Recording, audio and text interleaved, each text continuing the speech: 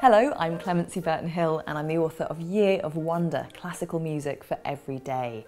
And my highlights for January begin on the very first day of the new year, New Year's Day, and it is the Sanctus by J.S. Bach from his B minor Mass. Now Bach is just the daddy, there's no other way for it. He wrote the blueprint for everything that was to come musically. Without him there'd be no jazz, there'd be no gospel, there'd be no blues, there'd be no hip hop, there'd be no grime. Seriously, and of course he had a huge influence on classical composers too.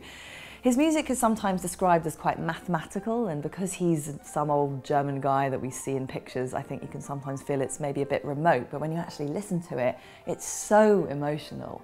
Bach knew grief, he knew love, he knew loss, he knew laughter, and he manages to put it all in music. The everythingness of everything is here. So let's start the year as we mean to go on.